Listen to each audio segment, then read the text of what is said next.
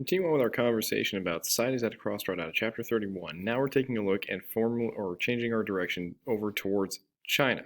So we have to remember that China at this time is still under the rule of the Manchus, who are, from Manchuria, so not technically, mainstream, you would consider, Chinese at this point.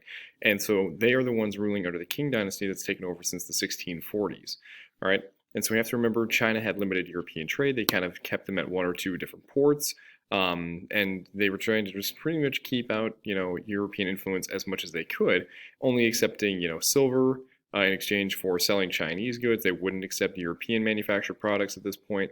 At the beginning of the Industrial Revolution, that really wasn't anything that they were really interested in, or there wasn't a whole lot that Europe offered other than silver, which was used for commerce and taxes within China. All right. Predominantly, we have to remember also that under the Qing dynasty, that agricultural production was kind of the main emphasis of the government. They didn't want to really produce more manufactured products or to do it more efficiently because they had such a growing population, and they realized that mechanization would probably lead to more unrest with higher unemployment rates, and that they wanted to keep the people working and happy following more Confucian ideas. So that was kind of the thing that they were kind of focused on, and didn't think that there was really anything that the Europeans had to offer. And there was even if we had the time, we would have looked more at this, one excerpt out of a, official talking to one of the King emperors, saying, we don't really have anything to fear because the Europeans need us for trade, so thus how powerful can they be?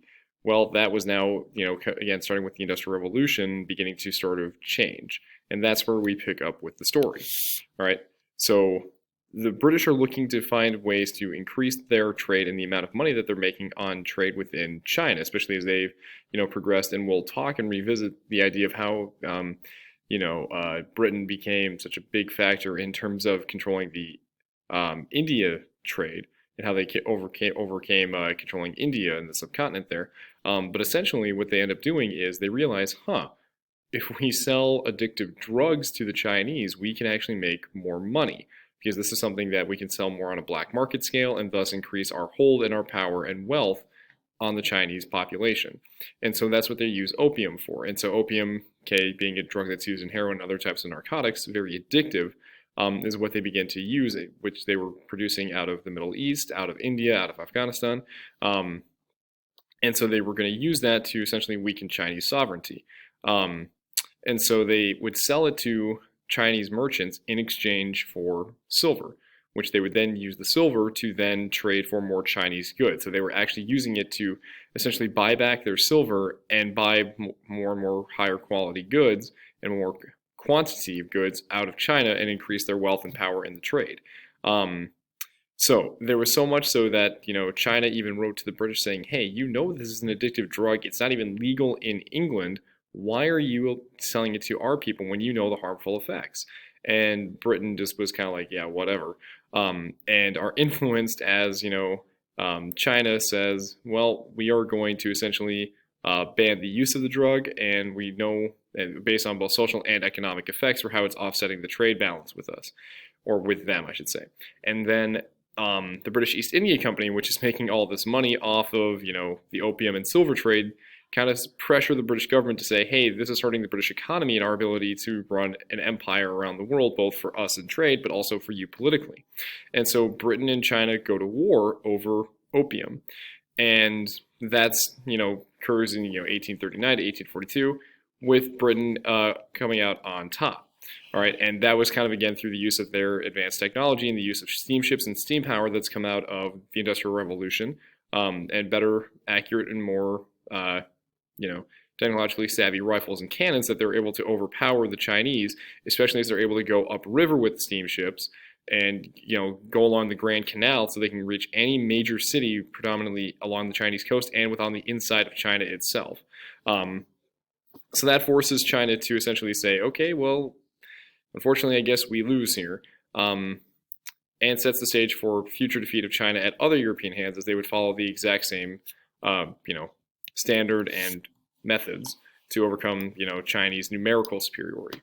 So the treaty that ends up getting written in 1842, the Treaty of Nanjing, ends the war, gives Hong Kong to the British, who will hold on to the island for about 100 and almost about 170-ish years. I think they give it back in the late 90s or early 2000s.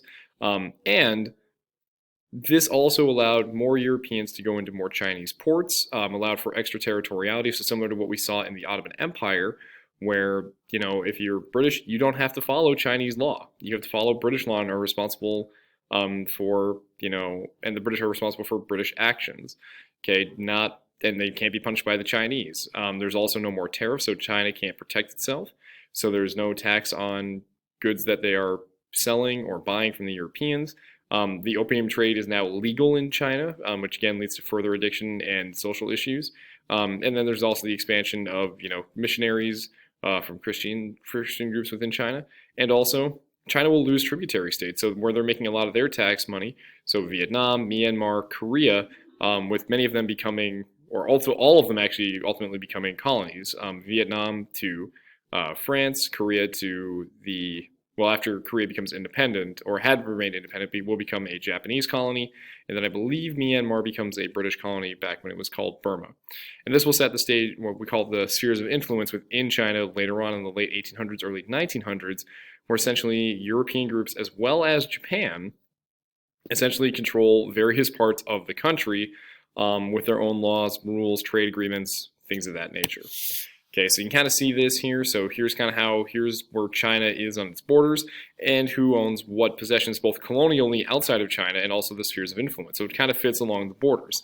So Russia will claim this part kind of along where Vladivostok is. Okay, and they will have disputes over Manchuria, where the Manchus come from, with Japan. We'll see how that plays out.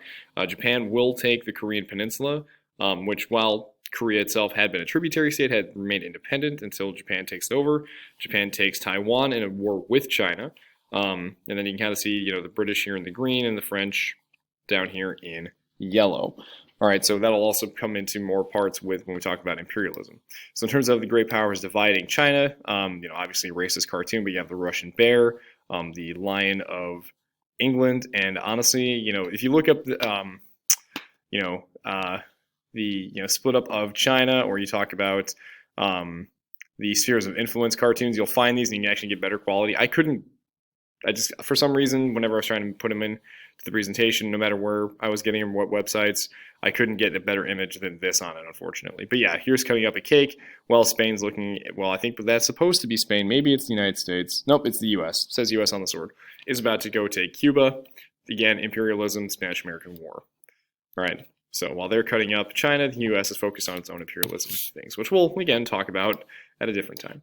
So as a result of that defeat and the losses becoming from, the Opium War and the increased pressure from China, or not China, from other European powers, China's also facing a lot of internal issues, all right? Again, because you have a growing population, you have, opium now being legalized, and so you have that addiction going on.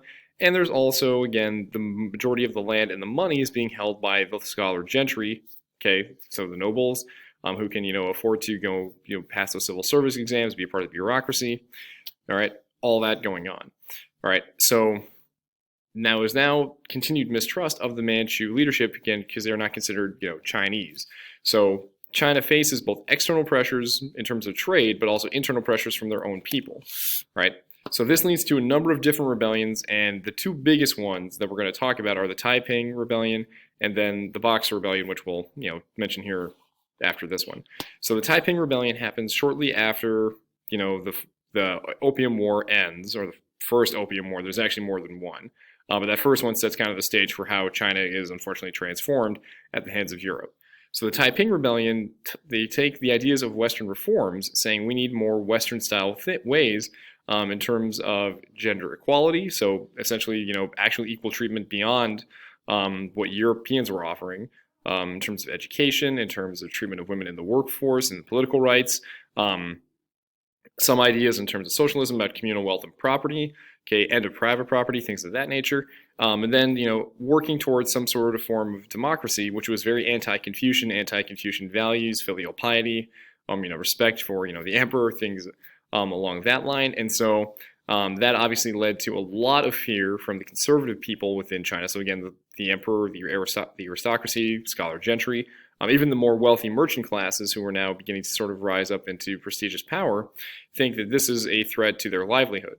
So they had millions of followers. The book actually mentions about how I think it was 1 million people actually, I believe, marched on Beijing and threatened Beijing. It was either that or another major city at the height of their power. But they're finally defeated by a Chinese army that's led by the scholar gentry, who, being the ones in power, had the most to lose at the transformation of these reforms if they were to go forward, because they would lose their wealth, their property, and their privileges that they had over the common, majority of the population. But they're also aided by, weapons from Europe, because Europe also has a stake in this, because they would lose trade as a result. The result of this, 15-year or almost 15-year rebellion is about 20 to 30 million people died, and starvation was very prevalent, and the agricultural production was completely destroyed for a long time as a result of, again, all of that constant battling going on throughout the countryside. Okay, so king rulers did attempt a number of different reforms to try and solve their problems, but there wasn't a whole lot of changes. So like some things, investments in railroads, new shipyards, schools, factories, to try and be more competitive, try to end the extraterritoriality treaties with, or the unequal treaties as they're called, with the Europeans. However, they don't have the backing of the government. They don't have the backing of the Confucian scholars for the most part. They don't have the backing of the Empress Dowager Notice. I believe it's called, her name is Cece, Empress Cece. I believe that's how it's pronounced. If I'm saying it wrong, I do apologize. Because, again, they are the ones who have the most to lose, so it's kind of half-endorsed efforts at some type of reform, but again, it's not backed by the majority of those who actually have the power, which again leads to a lot more problems because, instead of spending money on a military or on shipyards, the Empress Dowager spends money on a very lavish boat for herself. Because again, they're in a position of privilege and would rather not give that up, which unfortunately then sets the stage for other rebellions. So, here's, a very obviously racist picture of China being carved up by, again, Europe for the spheres of influence. We got, I believe that's supposed to be Germany. We got, I believe that's probably Queen of England. That would probably be Russia. I believe that's the United States or France. And then we have Japan over here with a very racist characteristic of a Chinese man trying to say, stop, don't do this, as you divide up the country. So, and then that's where this comes in with the Boxer Rebellion. I believe something about, I think the actual name is something with the harmonious fists. Pretty cool name, but it doesn't translate very well or very quickly. So, their focus was on ridding China of all Western influence and get back to more traditional Chinese values. And they have the backing of the Empress Dowager because they believe that, she's trying to protect the traditional ways of Chinese life. And so if we kick out the Christians, we kick out the Europeans and the trade, we can bring and protect Chinese traditional values, including the ideas of Confucianism. And so they kind of go on a rampage throughout much of China. They even attack and threaten many of the actual embassies in Beijing in terms of the threats that they were posing. So again, lots of death and destruction here. But the response, instead of it being an internal one, like we saw with the Taiping Rebellion, this actually has the backing again of the Chinese government, of the Manchu leadership. And so this ends with a lot of foreign troops, including, the British, the Russians, the Japanese, and the United States even sending troops to China to stop this rebellion. And it actually does work, and they will further punish Japan, or not Japan, China, because of this. And this will lead to the end of the Qing Dynasty in the late right before World War I as a standing result. So again, going back to this issue of, the spheres of influence, they get stronger and take much more hold on, the territories under their control because of that resistance, because they can say, we want the economic powers, we have these treaties, we now have to protect them with having soldiers on the ground to prevent another rebellion. So this again weakens China into now what will be a series of civil wars, including the Chinese Civil War, which would be against communism in the 1920s and 30s, and weakens them going into World War II, and so sets the stage for what will eventually become communist China several decades down the road, all resulting again from their inability to repel the growing European powers as a result of their industrialization, and China not being able to industrialize and combat the growing European and now Japanese threats.